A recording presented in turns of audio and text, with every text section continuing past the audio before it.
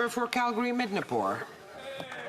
Oh, that's so lovely. Thank you very much. Thank you so much. It's always an honor to rise in this House and speak on behalf of the wonderful constituents in Calgary-Midnapore. And today we find ourselves in a situation of privilege. I'll just briefly review the timeline of events.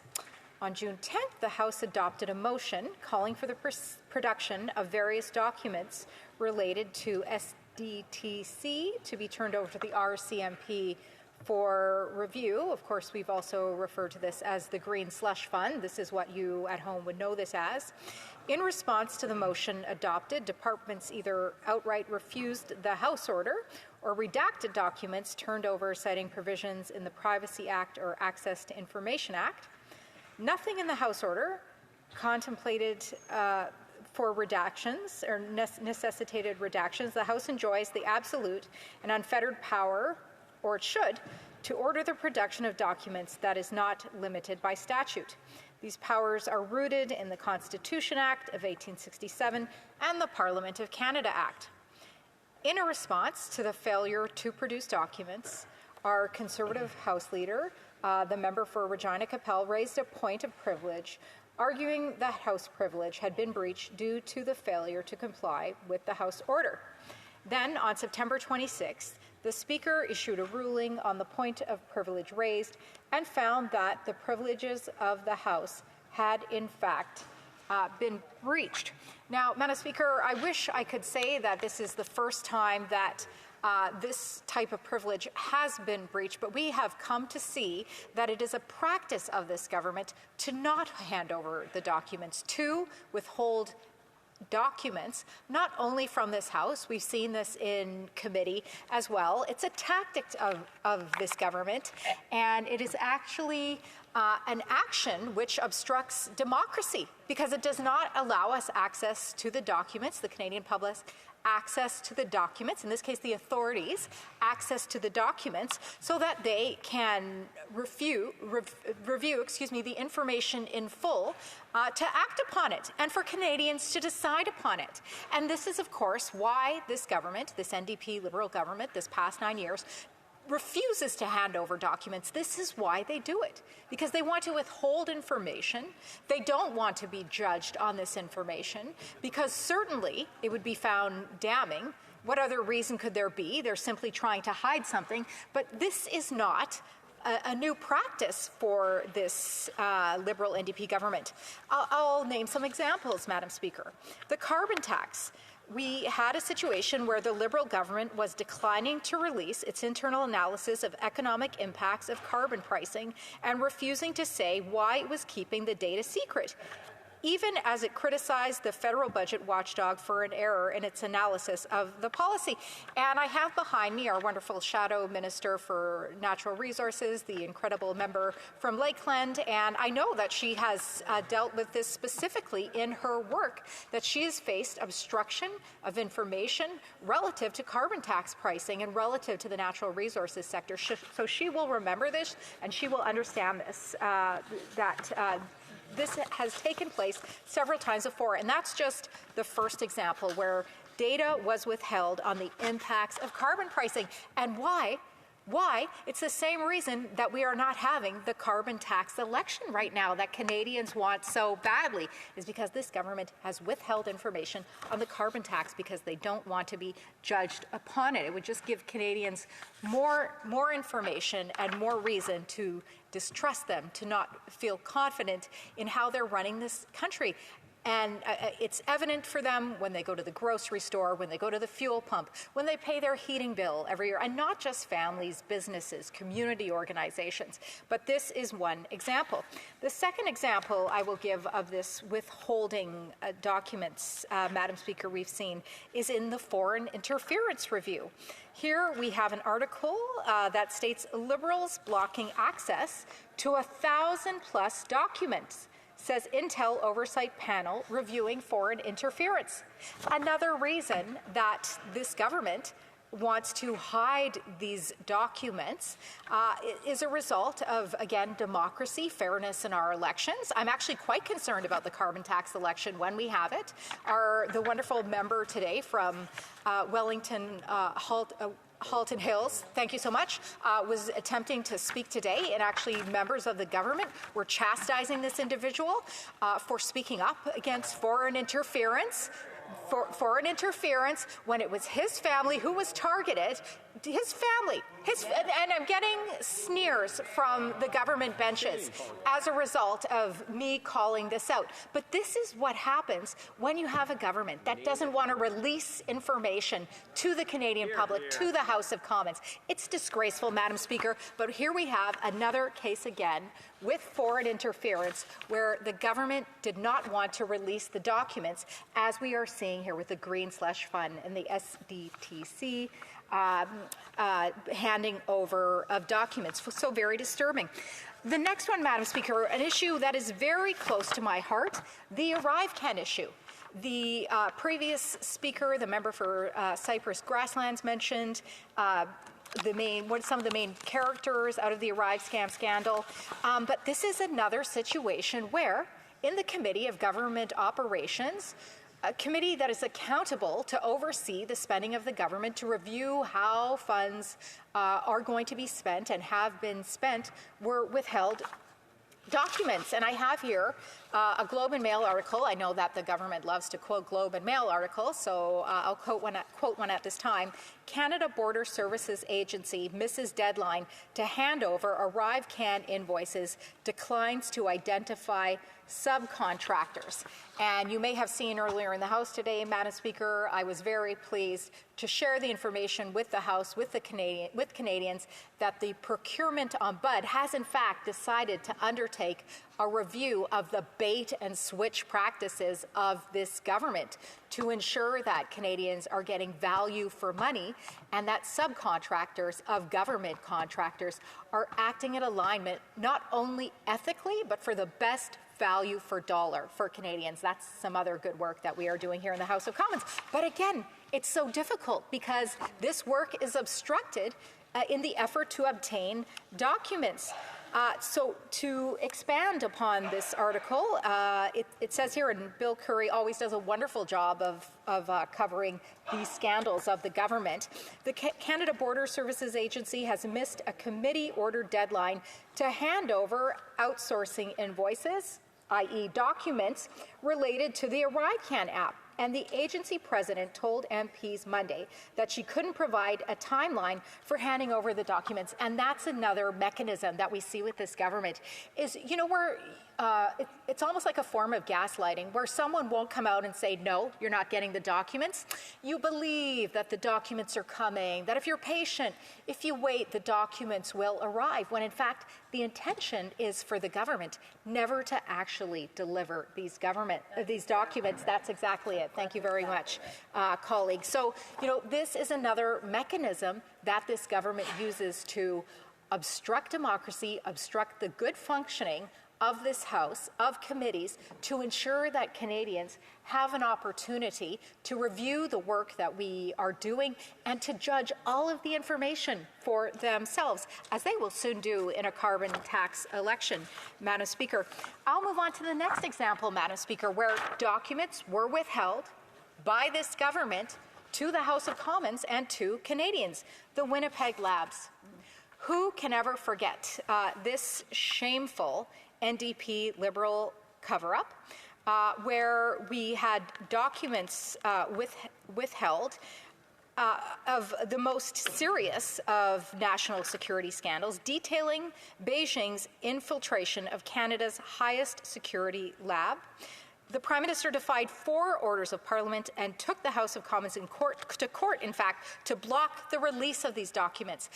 You know, it's actually, as the Shadow Minister for the Treasury Board and a former public servant, I'm saddened and I'm embarrassed and I'm ashamed when I see public servants consistently having to wear the poor ethics and the incompetence of this government. And that was a perfect example of this, Madam Speaker, with the Winnipeg lag documents, where they dragged up a top health bureaucrat to the bar and admonished him when really, again, it was the government trying to hide, trying to avoid handing over, as we see here in this case, in this point of privilege here today, the documents. Another situation where we were denied documents as a result of this government not wanting to be truthful, wanting to obstruct.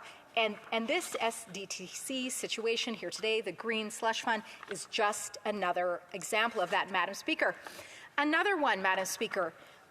My colleague, the member for Cypress Grasslands, referred to the SNC-Lavalin scandal, a horrible scandal, and absolutely, as my colleague mentioned, I would really recommend for anyone to read the testimony of the former Attorney General and Justice Minister of Canada, Indian in the Cabinet. I think that this would be very valuable reading for Canadians to just have an insight from someone who was actually an insider who had to participate in the dirty work of this type of governance and just decided this isn't for me, and actually made the choice to leave this government because she could see the obstruction of justice, the obstruction of democracy, the obstruction of functioning in this House as a result, well, in that case of many things, but here today of not handing over the documents.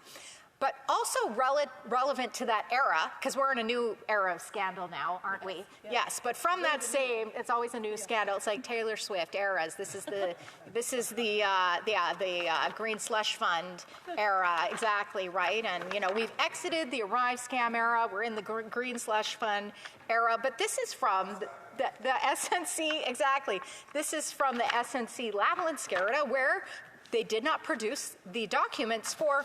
Oh, too bad. I was hoping that all members of the Liberal government would have a chance to hear this. In particular, the minister who was particularly implicated.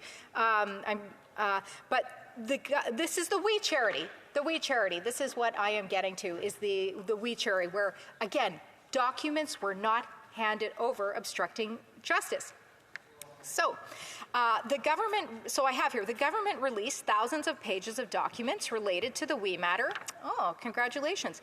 As the committee requested last month. But rather than have the independent law clerk redact the information, and that's a key word there, Madam Speaker, independent law clerk, such as cabinet confidences and personal information, the various departments responsible for this program did the blackouts themselves, an apparent contravention of the committee's request. Madam Speaker, the committee requested the documents unredacted. This again is how we evaluate completely all of the information. Is when there are no redactions, we are able to read it in its entirety, the information that is there to present to Canadians. Canadians are permitted in many cases to read the documents in their entirety. But here we have a situation again with the We Charity scandal where documents were presented and were redacted.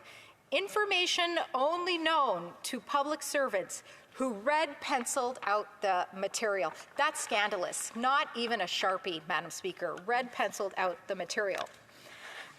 Yes, a spokesperson for the Prime Minister's office told CBC News that the redactions were done by the parliamentary law clerk who was following the committee's direction to remove documents and personal information. But that law clerk said in a confidential August 18th letter, which also happens to be my wedding anniversary and my father's birthday, to the clerk, thank you very much, of the Finance Committee, that the vast majority of the blackouts had been done by government bureaucrats. No. Like, not a surprise at all, Madam Speaker. So again, it is no surprise that we find ourselves in this situation today, that documents have been held back, because that's what this government does, right? They hold back information because they don't want us to have the information. Members of the official opposition, they don't want us, I say, a collective us, to have the information, and they don't want Canadians to have the information.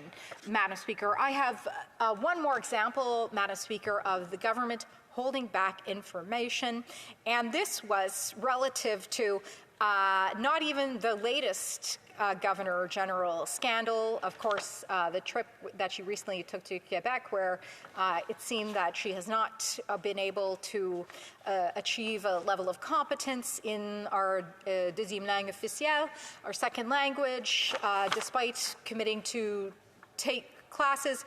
I'm actually referring to her predecessor, who was even mirrored in more conflict and more scandal, Julie Payette.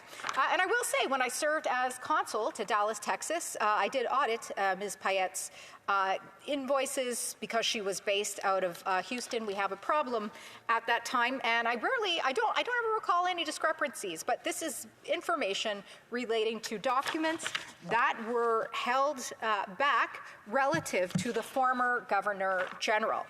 The public accounts list the $277,592. That's an easy number to say, Madam Speaker, because I'm used to reading them in like the millions and getting to the billions now, as going to 5 claimants whose names are withheld due to publication exemption. Oh, another excuse to withhold information, another excuse to not provide information like we are seeing here today with withholding the documents. This document provides no comprehensive breakdown of how the money was spent or even what type of claim was settled. Further details are not available for the line item in question, said a spokesperson for the Office of the Governor General. The Privy Council Office also declined to comment and referred all questions to Rideau Hall. Not surprising, Madam Speaker. So, Madam Speaker, again, I wish I could say that this is just the first instance where we have seen documents be withheld, but no, this is a pattern. This is a pattern that we have seen time and time again, where information has been withheld from Canadians, from the official opposition, because again, this government doesn't want us to have this information to further examine and to bring light to these issues to Canadians. And the irony is incredible, because the Prime Minister has always said sunlight is the best disinfectant. Let the sun shine in, Madam Speaker. Allow these documents to be brought forward to the RCMP, to the House, to whatever committees, bodies require them for evaluation and use, so that the correct actions can be taken and the Canadian people can decide. Now, Madam Speaker, another tactic that we have seen this government use, which is being used here again in this situation, is that, oh, this is an arm's length organization, that, you know, as the government is, oh, just wash our hands of it, because this is an arm's length organization. No mea culpa. But we have seen this before. We saw this, for example, with the former Minister for Transport, when we had the resumption of travel after the pandemic, and the minister refused to take responsibility as the Minister of Transport for the actions of CATSA. We all know CATSA. We go through the airport. We do what is required to allow safe and productive travel within our nation as Canadians. But not only did he blame Canadians, but he actually said, no, this is an arm's length organization. And so, we don't have to worry about this. We have seen this type of behavior time and time again, Madam Speaker. And Madam Speaker, in addition to withholding documents, saying organizations are arm's length, we could go on and on about the situations where this government has avoided responsibility. Sexual misconduct in the Canadian Armed Forces, wildfire risks to Jasper, Madam Speaker, informing the public about Luke Magnotta, passports onslaught. I'd love to talk to the government onslaught. Passports onslaught, not delivered passports. I'd love to talk to the House Leader, government House Leader, more about that. Madam Speaker, Aristotle said, character is revealed through actions. This government, through their actions, has revealed their character. Yes. They want to obstruct democracy. They want to obstruct oversight. We're not going to let them do it. Thank you very much, Madam Speaker. Questions and comments. The Honourable Parliamentary Secretary to the Government House Leader. Thank you, Madam Speaker. The Member of Parliament from Cypress Hills Grassland made a fairly revealing comment when he indicated that Christian Firth should have actually gone to jail once he had left the bar here. I'm wondering if the member opposite believes that her Conservative leader supports that thought, and if she doesn't know that, does she support that thought? Honourable Member for Calgary-Midnapore. You know, this is a wonderful thing about the official opposition, is actually our leader gives us shadow ministers and us women agency to act on our own, to respond on our own. And, you know, yeah, exactly. He doesn't have to throw us under the bus, or we don't have to consult with him on every single decision. He trusts us. He allows us. Yes, he allows us to speak for ourselves, to think for ourselves, and to act for ourselves. And, you know, so I will leave it there, Madam Speaker.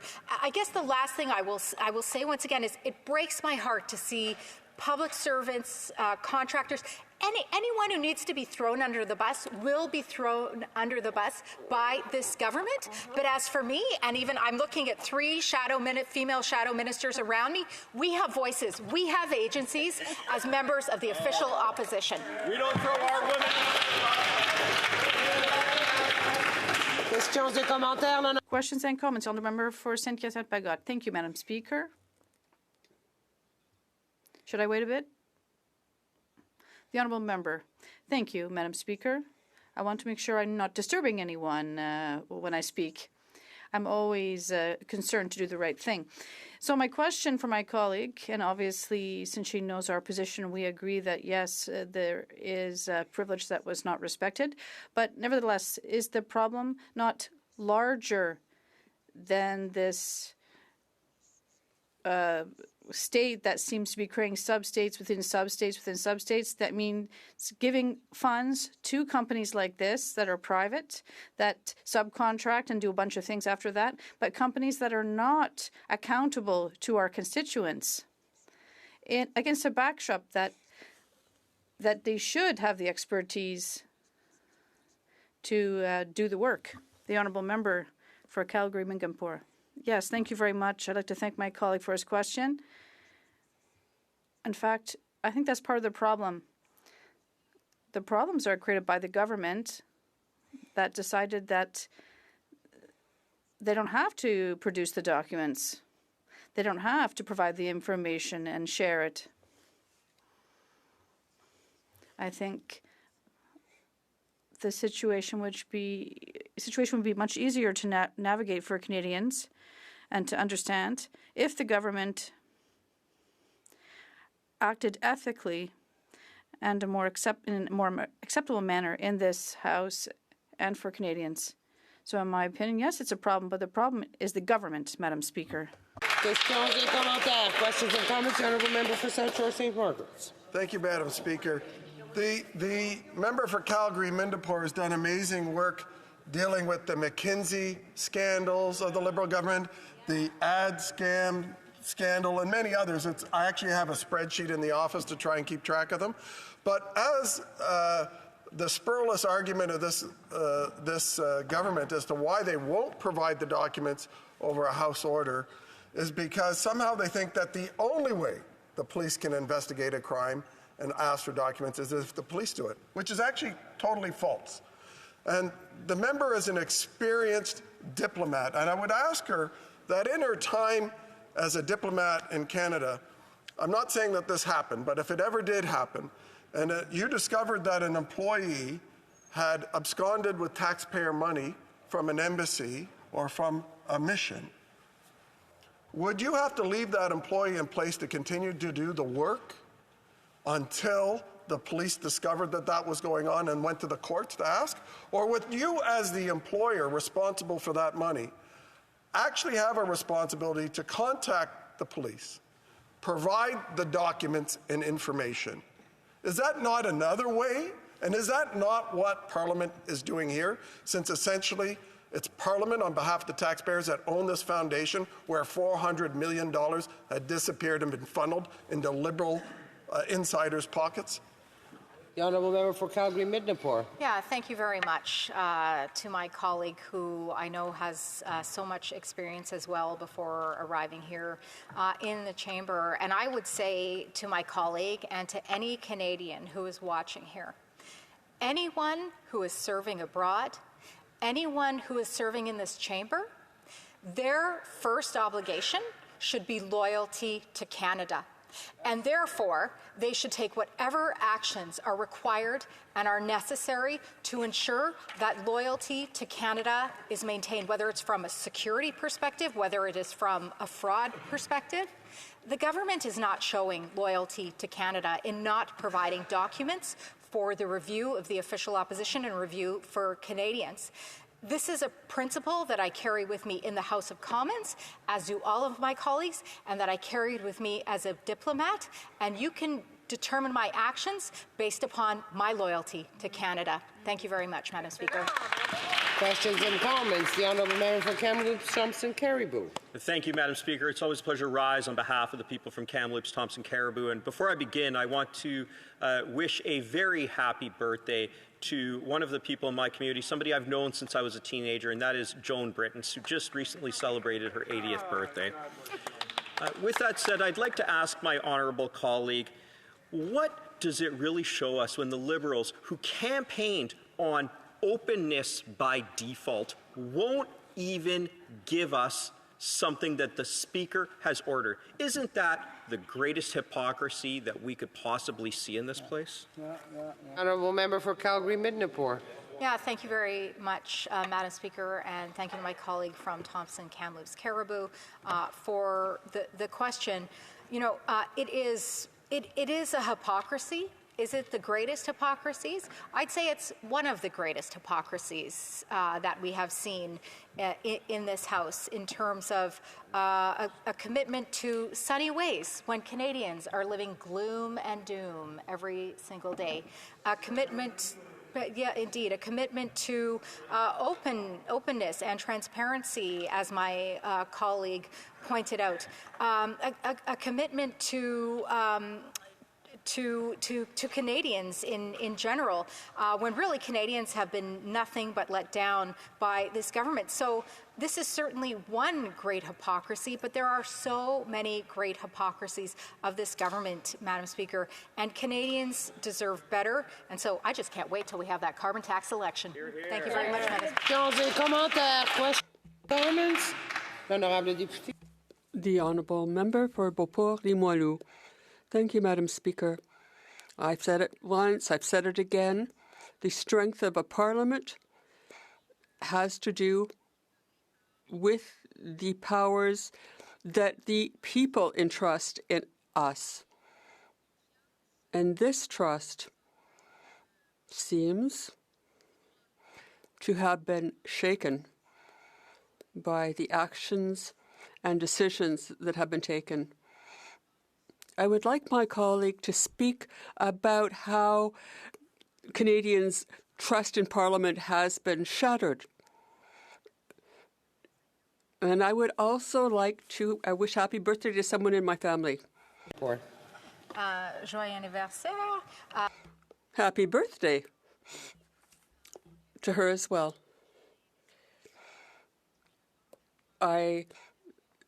Is there anyone else who has a birthday we could celebrate? So now would be the time before we end today.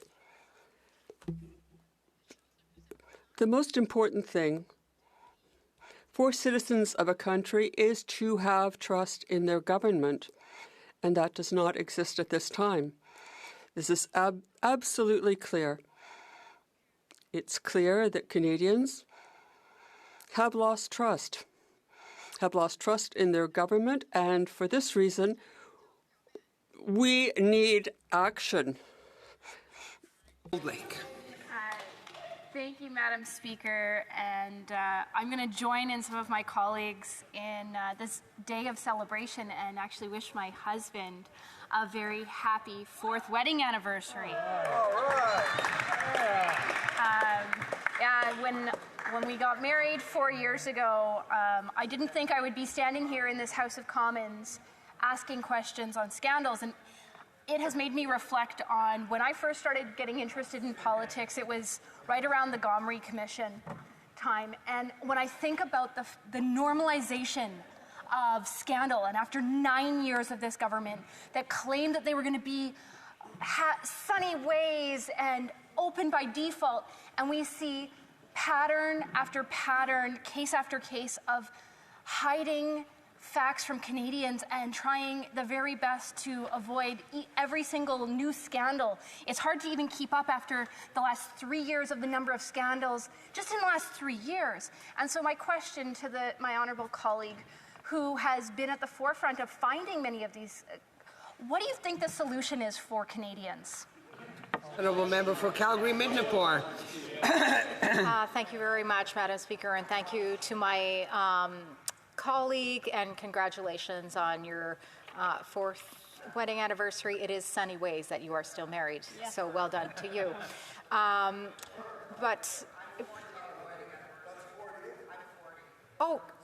Oh, 40th. We're in 40, wow. Oh, wonderful. Congratulations as well.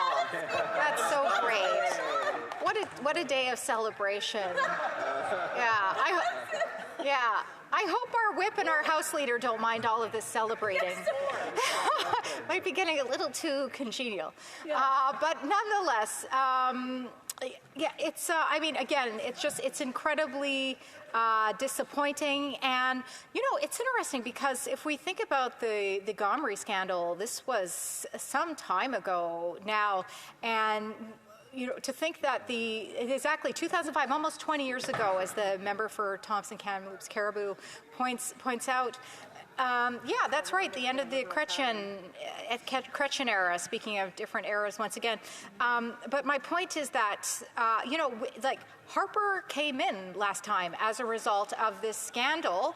And so when we see a pattern of scandal, again, it just tells me it's time We'll have to...